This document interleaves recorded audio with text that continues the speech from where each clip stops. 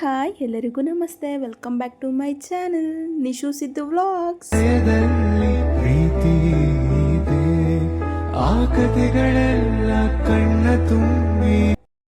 ಗುರುವಾರ ಆಗಿದ್ದರಿಂದ ನಾವು ಹೊರಟಿದ್ದು ನಮ್ಮ ರಾಯರನ್ನು ದರ್ಶನ ಮಾಡ್ಕೊಳ್ಳೋಣ ಅಂತ.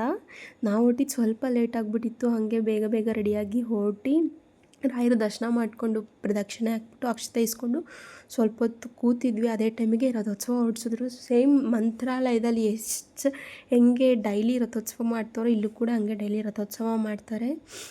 ನಮ್ಮ ಮನೇಲಿ ರಾಯರು ಪವಾಡ ಅಂತೂ ತುಂಬ ನಡೆದಿದೆ. ಬಿಕಾಸ್ ನಾನು ಪಾಸಿಟಿವ್ ನನಗೆ ಕೊಟ್ಟಿದ್ದೆ ರಾಯರು.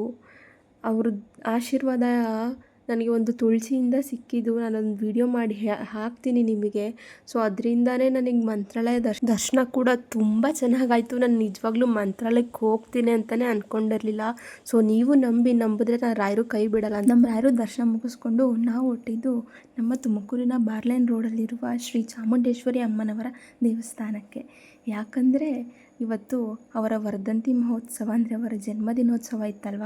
ಸೊ ಅದಕ್ಕಾಗಿ ನಾವು ಚಾಮುಂಡೇಶ್ವರಿ ಅಮ್ಮನವರ ದರ್ಶನ ಮಾಡ್ಕೊಂಡು ಬರೋಣ ಅಂತ ಹೊರಟ್ವಿ.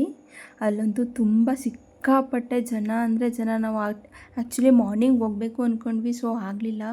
ಅದಕ್ಕೆ ಈವ್ನಿಂಗ್ ನಮ್ಮ ಚಿಕ್ಕಪ್ಪ ಚಿಕ್ಕಮ್ಮ ನನ್ನ ತಮ್ಮ ಹಾಗೆ ನನ್ನ ಮಗಳು ಎಲ್ಲ ಸೇರಿ ಹೊರಟ್ವಿ. ಅಲ್ಲಿ ನಿಂಬೆಹಣ್ಣು ದೀಪ ತೊಗೊಂಡು ಸೀದಾ ಒಳಗಡೆ ಹೋದ್ವಿ. ನೀವೇ ನೋಡಿ ತುಂಬ ಅಂದರೆ ತುಂಬ ರಶ್ ಇದ್ದರು.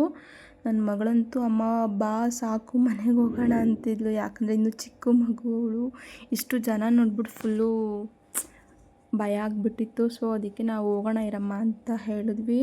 ನೀವೇ ನೋಡಿ ಎಷ್ಟು ಜನ ಇದ್ದಾರೆ. ಅಲ್ಲಿ ವೈಬ್ರೇಷನ್ ತುಂಬ ಪಾಸಿಟಿವ್. ನಾನು ಕೂಡ ಪ್ರತಿ ಶುಕ್ರವಾರ ಹೋಗ್ತಾಯಿದ್ದೆ. ಈ ನಡುವೆ ಸ್ವಲ್ಪ ಬಿಟ್ಬಿಟ್ಟಿದ್ದೀನಿ ಹೋಗೋದು. ನೀವು ಕೂಡ ಬನ್ನಿ. 5 ಶುಕ್ರವಾರ, 9 ಶುಕ್ರವಾರ, 11 ಶುಕ್ರವಾರ ಆ ಥರ ನಿಂಬೆಹಣ್ಣು ದೀಪ ಹಚ್ಚಿ ನೋಡಿ. ನಿಮಗೆ ಚೇಂಜಸ್ ಗೊತ್ತಾಗುತ್ತೆ. ತುಂಬ ಅಂದರೆ ತುಂಬ ಪವಾಡ ಇದೆ ಅಮ್ಮನವ್ರ ಹತ್ರ. ನಾನು ಈ ನಡುವೆ ಅಷ್ಟೇ ಬಿಟ್ಟಿರೋದು. ಮದುವೆಗಿನ ಮುಂಚೆ ಪ್ರತಿ ಶುಕ್ರವಾರ ಹೋಗ್ತಾಯಿದ್ದೆ ಅಮ್ಮನವ್ರ ದರ್ಶನ ಮಾಡ್ಕೊಳ್ಳೋಕ್ಕೆ. ಹಂಗ್ಬಿಟ್ಟು ನಾವು ಇವತ್ತು ಅಮ್ಮನವ್ರದ್ದು ಜನ್ಮದಿನೋತ್ಸವ ಬೇರೆ ಇತ್ತಲ್ವ. ಸೊ ಹೋಗ್ಬಿಟ್ಟು ನಿಂಬೆಹಣ್ಣು ದೀಪ ಹಚ್ಬಿಟ್ಟು ದರ್ಶನ ಮಾಡ್ಕೊಳ್ಳೋಣ ಅಂತ ಹೊರಟ್ವಿ. ಅಲ್ಲಂತೂ ಸಿಕ್ಕಾಪಟ್ಟೆ ಜನ ಇದ್ದರು. ಸೊ ಹಾಗೆ ಹೋಗ್ತಾ ದರ್ಶನ ಮಾಡಿಕೊಂಡು ನೀವು ದರ್ಶನ ಮಾಡ್ಕೊಳ್ಳಿ ಅಮ್ಮನವ್ರನ್ನ.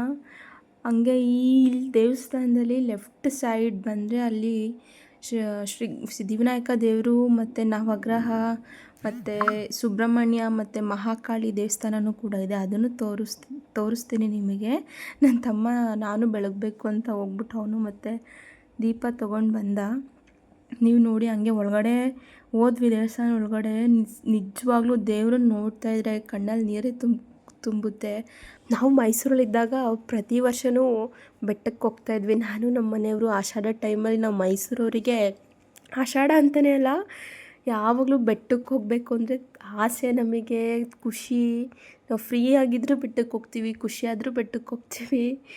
ನೆಮ್ಮದಿ ಸಿಗುತ್ತೆ ಅಮ್ಮನವ್ರನ್ನ ನೋಡೋಕ್ಕೆ. ಅಲ್ಲಿ ಅಮ್ಮನವ್ರ ದರ್ಶನ ಮುಗಿಸ್ಕೊಂಡು ಆಚೆ ಬಂದ್ವಿ. ಹೋಮ ಅವನ್ನೆಲ್ಲ ಬೆಳಗ್ಗೆನೇ ನಡೆದ್ಬಿಟ್ಟಿತ್ತು. ಸೊ ಹಂಗೆ ಕಪ್ಪೆಲ್ಲ ಇಟ್ಕೊಂಬಿಟ್ಟು ಅಲ್ಲಿ ಕಳಶ ಇಟ್ಬಿಟ್ಟು ಅಮ್ಮನವ್ರಿಗೆ ಕಳಶ ಸ್ಥಾಪನೆ ಮಾಡಿಬಿಟ್ಟು ಪೂಜೆ ಮಾಡಿಬಿಟ್ಟಿದ್ರು. ಅದು ನೋಡ್ಕೊಂಡು ಸೀದಾ ಸಿದ್ಧಿವಿನಾಯಕ ದೇವಸ್ಥಾನಕ್ಕೆ ಬಂದ್ವಿ. ನೋಡಿ ನನ್ನ ತಮ್ಮ ಬಸ್ಗೆ ಹೊಡಿತಾ ಇದ್ದಾನೆ.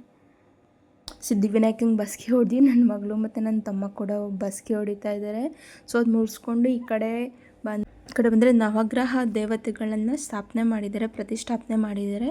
ಸೊ ಅಲ್ಲೂ ನಾವು 9 ಪ್ರದಕ್ಷಿಣೆ ಹಾಕಿ ಅಲ್ಲಿಂದ ಸ್ವಲ್ಪ ಮುಂದೆ ಹೋದರೆ ಶ್ರೀ ಸುಬ್ರಹ್ಮಣ್ಯ ಸ್ವಾಮಿ ದೇವಸ್ಥಾನ ಇದೆ. ಸೊ ಅಲ್ಲೂ ಕೂಡ ನಮಸ್ಕಾರ ಮಾಡಿಕೊಂಡು ನಾವು ಪಕ್ಕದಲ್ಲೇ ಮಹಾಕಾಳಿ ದೇವಸ್ಥಾನ ಇದೆ. ಅಲ್ಲಂತೂ ತುಂಬ ಪಾಸಿಟಿವ್ ಅಂತೆ. ನನ್ನ ಫ್ರೆಂಡ್ ಹೇಳಿದ್ದು ಕರುಂಗಲಿ ಮಾಲ ತಗೊಳ್ಳಿ, ಅಲ್ಲಿ ಪೂಜೆ ಮಾಡಿಬಿಟ್ಟು ಕೊಡ್ತಾರಂತೆ. ಸೊ ನಾವು ಈ ಸತಿ ತುಂಬ ಜನ ಇದ್ದರೂ ತೊಗೊಳಕ್ಕಾಗಲಿಲ್ಲ.